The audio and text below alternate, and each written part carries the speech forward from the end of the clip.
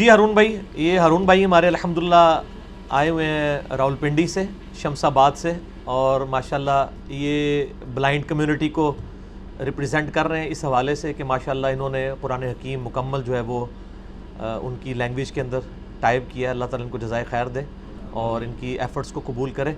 تو یہ بھی ایک کوسچن کرنا چاہتے تھے، تو میں نے کہا کہ یہ خود مجھ سے 1 to 1 کوسچن کر لیں اس حوالے سے. تو جی ہارون بھائی اپنا کوسچن ریپیٹ کریں آپ. جی بسم اللہ الرحمن الرحیم. علی بھائی، 2 الفاظ میں سب سے پہلے میں آپ کا شکر گزار ہوں کہ میں پہلی بار آپ کی تقریب میں آیا ہوں اور آپ نے مجھے اس قدر عزت سے نوازا ہے. اللہ تبارک و تعالیٰ آپ کی عزت میں اضافہ فرمائے. آمین.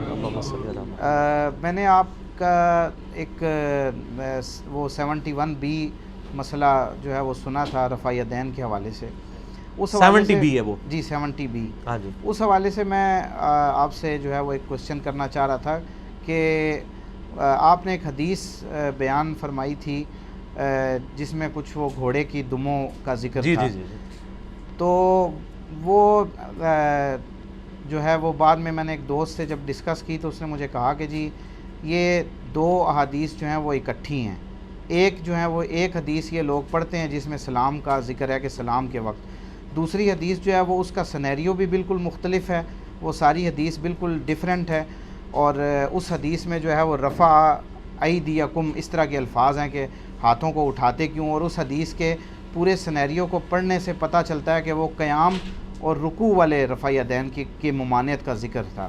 تو اس حوالے سے ذرا تھوڑی سی وضاحت فرما دیں. تھوڑی کنفیوژن تھی کہ یہ کیا معاملہ ہے. ہاں جی میرے بھائی، مسئلہ یہ ہے کہ یہ جو یعنی ان کا جو ایکسکیوز ہے نا، اس کو میں نے آلریڈی اگر آپ غور سے سنیں نا، 70B مسئلہ جو ہے نا میرا رفع الیدین سے متعلق فرقہ وارانہ نظریات کا تحقیقی جائزہ، اس میں نے ان کے جتنے لیم ایکسکیوزز ہیں نا ان کو بڑا کھول کے بیان کیا ہے.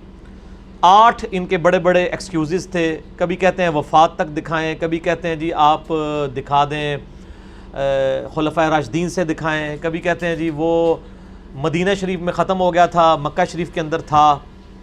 اس قسم کی جتنی ساری چیزیں میں نے ایک بڑی ترتیب کے ساتھ بیان کی تھی. اسی میں نے اس ایشو کو بھی ایڈریس کیا تھا کہ صحیح مسلم میں اوپر تلے 4 حدیثیں ہیں. پہلی بات ہے کہ مسلم شریف کا علم بھی تو ان کو ہونا چاہیے نا کہ مسلم شریف کس اسلوب میں لکھی گئی ہے. صحیح مسلم میں ایک حدیث کے اگر ایک سے زیادہ طرق ہوتے ہیں نا، ایک سے زیادہ طرق، تو وہ طرق جو ہیں وہ امام مسلم ایک جگہ کے اوپر لکھتے ہیں ترتیب کے ساتھ تاکہ پورا سینیریو پتہ چل جائے. صحیح مسلم کی جو پہلی 4-5 حدیثیں ہیں وہ ایک ہی حدیث ہے، مختلف اصحاب سے ہے کہ نبی صلی اللہ علیہ وآلہ وسلم نے فرمایا دیکھنا میری طرف کوئی ایسی بات منسوب نہ کرنا کہ جو میں نے نہیں فرمائی ورنہ اپنا مقام دوزخ میں دیکھ لینا. یہ حدیث حضرت علی سے بھی ہے، مغیرہ ابن شعبہ سے بھی ہے، حضرت ابو ہریرہ سے بھی ہے، حضرت عبداللہ ابن عباس سے بھی ہے، انس ابن مالک سے بھی ہے. اتنے اصحاب سے ہیں، وہ ساری ایک جگہ جمع ہے. یہ جو حدیث ہے نا جابر بن سمرہ رضی اللہ تعالیٰ عنہ سے ہے، گھوڑوں کی دموں والی حدیث.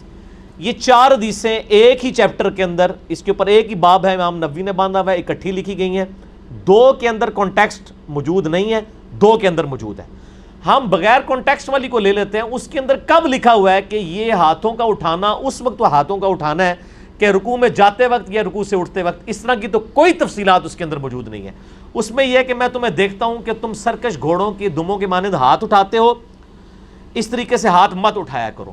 انہوں نے کیسے ڈیڈکٹ کر لیا کہ اس سے مراد رکوع میں جاتے وقت اور رکوع سے اٹھتے وقت والا رفع الیدین ہے؟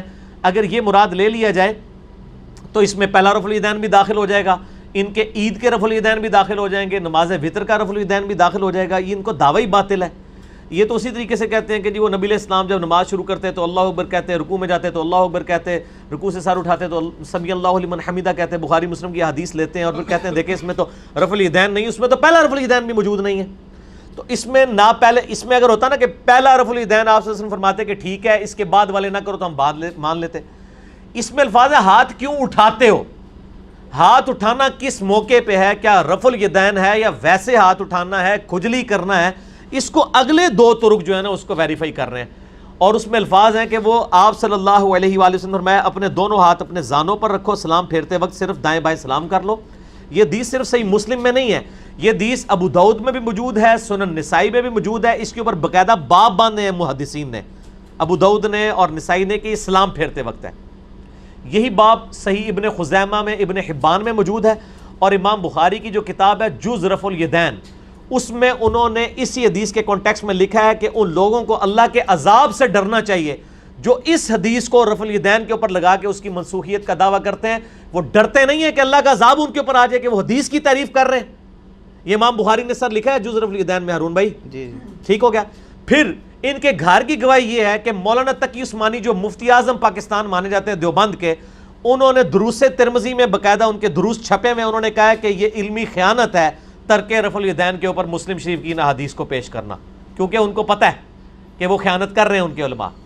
پھر بریلویوں کے مفتی احمد جہاں نعیمی صاحب نے جال حق کتاب لکھی ہے. دنیا جان کی وہ ہر لیم ایکسکیوز لے آتے ہیں اپنے آپ کو صحیح ثابت کرنے کے لیے. انہوں نے رفع الیدین کے ترک پہ جتنے دلائل لکھے ہیں نا، اس دلیل کی ذکر تک نہیں کیا انہوں نے، ورنہ تو پہلے نمبر پہ لے کے آتے. ان کو بھی پتا تھا کہ یہ اس طریقے سے، اور ہمیشہ سے محدثین ان چیزوں کا جواب دیتے ہیں کہ انہوں نے یہ اسی طریقے سے. ہارون بھائی جس طرح آپ پوچھیں نا تراویح کتنی ہوتی ہیں، کہتے ہیں 20، کہتے ہیں کس طرح، کہتے ہیں تراویح، وی آ گیا بچ تو تراویح وی ہو گیا. اس میں رفع ایدیکم، وہ تو تھپڑ مارنے کے لیے بھی کسی کو ہاتھ اٹھایا جائے تو وہ بھی رفع ایدیکم ہی ہوگا. ٹھیک ہے، ہاتھ اٹھانے کا محل لکھا ہی نہیں ہوا کہ رکوع میں جاتے وقت، رکوع سے اٹھتے وقت، اس طرح کی کوئی تفصیل نہیں لکھی ہوئی ہے. خام خواہ اس طریقے سے اپنا لقمہ قرآن و سنت کے منہ میں ڈالنا یہ بالکل دشمنی ہے. اور آپ میرے اس کے علاوہ بھی کلپ دیکھیں، انہوں نے جدھر جدھر بھاگے ہیں نا جی، میں نے ادھر ادھر ان کے پیچھے گیا ہوں. انہوں نے کہا جی مناظرہ ہوا، میں نے جز رفع الیدین سے مناظرہ ثابت کیا ہے رفع الیدین کے اوپر امام حنیفہ کا حدیث کی کتابوں سے. پھر یہ کہتے ہیں نہیں خوابوں میں بزرگوں کے اشارے ہوئے ہیں. میں نے سنن دارقطنی سے صحیح سند سے، سند کی تو ضرورت نہیں ہے، امام دارقطنی خود کہہ رہے ہیں کہ میرا استاد جب مجھے رفع الیدین کی حدیثیں لکھواتا تھا تو کہتا تھا بیٹا ساتھ یہ بھی لکھ کہ میں بھی پہلے حنفیوں کے مذہب پہ تھا، اہل کوفہ کے. حنفی تو لفظ بھی استعمال ہوتا ہے. لیکن ایک رات نبی علیہ السلام کی مجھے خواب میں زیارت ہوئی، آپ نے رکوع میں جاتے وقت اور اٹھتے وقت رفع الیدین کیا، تو میں بھی پھر اس طریقے سے نماز شروع ہو گیا. یہ رفع الیدین کی حدیثوں کے ساتھ امام دارقطنی کے استاد لکھوایا کرتے تھے، اور میں نے ایچ ڈی کیمرے میں وہ سنن دارقطنی بریلویوں کا ترجمہ دکھایا. سند کی ضرورت ہی کوئی نہیں، امام دارقطنی خود اپنے استاد سے نقل کر رہا ہے. اب ہم ان کو خواب بھی دکھا رہے ہیں محدثین کے، ان کے بابوں کے نہیں. پیچھے کون سی بات رہ گئی ہے؟ ٹھیک ہو گیا. تو دل بے ایمان تے وجدان ٹھیر، ان کی جتنے لیم ایکسکیوزز ہیں نا، میں نے ان تمام کے جواب دیے ہیں، اور اس میں نے اس ایشو کو بھی ایڈریس کیا. تو آپ کو سمجھ آ گئی بات کی؟ ہاں جی. تو آپ وہ 70B دوبارہ دیکھیں نا، اس میں یہ عدم ذکر کی روایتیں بھی لے آتے ہیں. اچھا پہلے انہوں نے بڑا جھوٹ بولا، کتابوں کے اندر لکھا جی مکے میں رفع الیدین ہوتا تھا، مدینے میں ختم ہو گیا. ہم نے بتایا کہ رفع الیدین کی ساری حدیثیں ان صحابہ نے روایت کی ہیں جو فتح مکہ کے بعد مسلمان ہو رہے ہیں. فتح مکہ ہوتا ہوا ہے 8 ہجری کے اندر، کیا یکم ہجری میں فتح مکہ ہو گیا تھا؟ اور اس میں غزوہ تبوک کا صحابی ہے بخاری مسلم میں مالک بن حویرث، جو کہتا ہے کہ میں صرف نبی علیہ السلام کو ملنے کے لیے آیا، 20 دن آپ کے ساتھ رہا. صحیح بخاری 631 نمبر حدیث ہے. آپ نے جاتے وقت مجھے نصیحت کی، سلو کما رأیتمونی اصلی، دیکھنا نماز اس طرح پڑھنا جس طرح مجھے پڑھتے ہوئے دیکھتے ہو. اور وہ رفع الیدین کی حدیثیں روایت کر رہے ہیں بخاری مسلم میں، جس نے صرف حضور کی صحبت اس لیے کی کہ میں آپ سے دین سیکھوں. غزوہ تبوک کے موقع کے اوپر، غزوہ تبوک کے موقع کے اوپر، غزوہ تبوک کے بعد تو نبی علیہ السلام 1-1.5 سال زندہ رہے. اور پھر یہ اتنی توہین کرتے ہیں، یہ کہتے ہیں ہاں جی اس وقت تک تو ثابت ہے. ان کو کہیں کہ نبی علیہ السلام پوری زندگی گھوڑوں کی دموں والا کام کرتے رہے، نعوذ باللہ. یہ بھی میں نے اس میں ہارون بھائی بتایا تھا کہ اللہ اپنے نبی سے کوئی ایسی سنت نہیں کروائے گا جس کو اتنے سخت الفاظ میں بعد میں کنڈیم کیا ہو. اس کا کیا جواب دیں گے؟ کیا نعوذ باللہ نبی علیہ السلام اپنی 63 سال کی مبارک زندگی میں جو ہے وہ 63.25 سال تک بقول ان کے کہ جی بالکل اینڈ پہ چھوڑا تھا، 63.25 سال تک گھوڑوں کی دموں والا کام کرتے رہے؟ نعوذ باللہ من ذالک. ہم نے چیلنج کیا ہے کہ نبی علیہ السلام کی کوئی ایک سنت بھی ایسی نہیں ہے جو منسوخ ہوئی ہو بعد میں اور اس کے بارے میں نبی علیہ السلام نے کبھی سخت الفاظ استعمال کیے ہوں، اور اتنے سخت الفاظ ہوں. انہوں نے جھوٹ بولا ہے، اور یہ جھوٹ محدثین شروع سے پکڑتے آئے ہیں، اور خود ان کے اور اپنے علماء کی جرت نہیں. میں آپ کو بتاؤں مولانا تقی عثمانی صاحب نے ایک اور بڑی جرت کی ہے. انہوں نے کہا جی تفسیر ابن عباس میں لکھا ہوا ہے قد افلح المؤمنون الذین هم فی صلاتهم خاشعون. یہ کہتے ہیں اس کی تفسیر میں تفسیر ابن عباس ملتی ہے، اس میں لکھا کہ نماز میں خشوع وہ کرتے ہیں جو رفع الیدین نہیں کرتے. پہلے ہم ان کو پھکی دیتے ہیں کہ آپ عید کی نماز میں کیوں پھر رفع الیدین کر کے اپنا خشوع خضوع برباد کرتے ہو اور نماز وتر میں، اور یہ پھکی امام بخاری نے بھی دی ہوئی ہے جز رفع الیدین میں. اب تقی عثمانی صاحب نے کہا کہ جی وہ تفسیر ابن عباس تو ثابت ہی نہیں ہے، جعلی روایتیں پیش کرتے رہے، وہ تفسیر ہی ثابت نہیں ہے. اور وہ لاجیکلی پھر کیسے ثابت ہوگی؟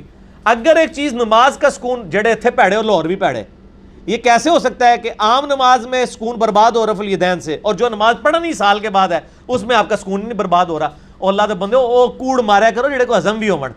ٹھیک ہے نا. میں اس لیے ان کو کہتا ہوں میں آپ کے ہر مسئلے کے ساتھ انجینئرنگ کرتا ہوں, الزامی جواب دیتا ہوں. آپ اگر یہ جواب دیں گے میں یہ جواب دوں گا, آپ وہ جواب دیں گے میں یہ جواب دوں گا, الٹیمیٹلی آپ ہاتھ اٹھا لیں گے. اور تائیں کہتے ہیں جناب علی نو سنیا کرو گمراہ ہو جاؤ گے, اور علی کہتے ہیں سارے نو سنیا کرو ہدایت پہ آ جاؤ گے. تو ہمیں پتہ لگے گا کوڑ مار رہے تھے. ہم تو کہتے ہیں کہ باقیوں کو سنیں پھر ہمیں سنیں.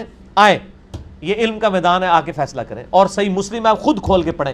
انٹرنیشنل نمبر کے مطابق 969 سے لے کے 971 تک یہ 4 مسلسل حدیثیں ہیں. اس پہ امام نووی نے باب بند ہے, ٹھیک ہے, جنہوں نے مسلم کی تبویب کی ہے کہ سلام پھیرتے وقت ہاتھ سے اشارہ نہ کیا جائے. یہ سارے محدثین کا موقف ہے. یہ تو کسی کے دماغ میں بھی یہ بات نہیں آئی تھی. جو اب ان کے دماغ میں نئے نئے قصے کہانیاں آنا شروع ہو گئی ہیں اور اس طرح کی چیزیں جو ہیں وہ پروپیگیٹ کرتے ہیں, ان کے اوپر تو بڑی بڑی وعیدیں لوگوں نے بیان کی. تو ہمارا مقدمہ ٹوٹیلٹی میں الحمدللہ کلیئر ہے. ہمیں کوئی اور پھر ہمارا تو دعویٰ ہے کہ سنی اور شیعہ کا کتابوں کا اجماع ہے رفع الیدین کے اوپر, اور کھول کے دیکھ لیں آپ. اچھا علی بھائی, اس میں تو گزارش کروں نا, اس پہ ایک نئے انداز سے بھی اعتراض آیا ہے نا. یہ جو آزاد خیال علماء نے جیسے قاری انیب ڈار صاحب وغیرہ, جن کا بظاہر کوئی تعصب بھی نہیں ہے نا, بلکہ وہ تو جو روایتی دیوبندی بریلی علماء ان سے ان کی بڑی ٹسل چلتی رہتی ہے. انہوں نے پچھلے دنوں کہا, غامدی صاحب کا بھی تقریباً اسی قسم کا موقف ہے, وہ بیان نہیں کرتے کہ یہ جو امام ابو حنیفہ رحمۃ اللہ علیہ ہیں نا, یہ سب سے زیادہ پرانے ہیں اور حدیث کی کتابیں ان کے بعد ہے. تو وہ کہتے ہیں جی کہ ہم یہ سمجھتے ہیں کہ انہوں نے جو اس کو دیکھا ہے نا, وہ کہتے ہیں جب امام بخاری نے نماز کس کو دیکھ کے شروع کیا, وہ کہتے ہیں اپنی والدہ کو دیکھ کے کیا نا, بخاری تو نہیں تھی. تو وہ کہتے ہیں ہم نہیں یہ بات مان سکتے. یہ روند مار رہے ہیں اس لیے کہ ان کو کہ بخاری کی تو کتاب صحیح بخاری موجود ہے, امام حنیفہ کی کتاب لیں پھر اگلی بات کریں. شڑول تو نہ ماریں, کوئی لاجیکل بات کریں نا. پرانے تو امام ابو حنیفہ پیدا ہوئے 80 ہجری میں, ان سے پہلے جو 80 سال کے لوگ ہیں وہ پرانے نہیں ہیں. تو وہ کہتے ہیں نا, وہ کہتے ہیں انہوں نے انہیں کو دیکھا ہوگا, وہ رفع الیدین نہیں کرتے. دیکھا ہوگا تو تب ہے نا جب امام حنیفہ رحمہ اللہ کی وہ کتاب موجود ہو, کتاب موجود ہو. پھر امام حنیفہ رحمہ اللہ کے زمانے میں جو اور باقی محدثین ہیں جو ان کے استاد ہیں, کون ہے جی؟ امام جعفر ہے نا. جی امام جعفر تو رفع الیدین کرتے تھے نا, سنی شیعہ دونوں مانتے ہیں. جی. تو انہوں نے کس کو دیکھا؟ امام حنیفہ نے تو چلو کسی کو دیکھا نا, امام جعفر کس کو دیکھ کے گئے؟ ٹھیک ہے. تو یہ بات ہے نا ایک دعویٰ کرنا. اور پھر ان کے لیے تو میرے پاس بہت بڑی پھکی ہے نیفڈار پارٹی کے لیے, یہ عملی تواتر اجماع کو مانتے ہیں. جی تو ان کو کہیں کہ عملی تواتر جو ہے وہ جہاں پہ دودھی دودھ دے کے جاتا ہے وہاں کا مانا جائے گا, یا جہاں پہ بھینس موجود ہو وہاں کا مانا جائے گا. دودھی تو گٹر کا پانی بھی ملا کے آپ کو, تالاب کا بھی پانی ملا کے دے گا. ہمارے تو یہاں پہ دودھی لے گئے ہیں سارا کچھ. دین کہاں پہ نازل ہوا ہے؟ عرب کی سرزمین میں. اور تاریخ میں کبھی عرب کی سرزمین میں نبی علیہ السلام کی وفات کے بعد کفار کی حکومت نہیں آئی ہے. ایون برٹش حکومت میں بھی انہوں نے ان کو آزاد چھوڑا ہوا تھا. تو صحابہ کی اولادیں کہاں بیٹھی ہوئی ہیں؟ مکہ مدینے میں. تو رفع الیدین کرتے ہیں. تو عملی تواتر بھی ماننا پھر ان کا مانا جائے گا نا سر. آپ لوگوں کا تو عملی تواتر نہیں. آپ کے عملی تواتر میں تو میں حنیف ڈار صاحب سے پوچھتا ہوں کہ اکثریت جو ہے وہ تو قبروں سے مانگنے کی قائل ہے. تو حنیف ڈار صاحب کو کہ مانگیں گے قبروں سے؟ وہ کہیں گے نہیں, ان کے ذاتی قائد ہے. تو ایک جگہ رکے تو صحیح نا. ہم تو کہتے ہیں آئے عملی تواتر کے اوپر, عملی تواتر پہ آئے تو عرب کا عملی تواتر مانا جائے گا, ہندوؤں کی اولادوں کا نہیں, اور سکھوں کی اولادوں کا عملی تواتر نہیں مانا جائے گا, بت پرستوں کی اولادوں کا. جو صحابہ کی اولادیں ان کا مانا جائے گا. ٹھیک ہوگا.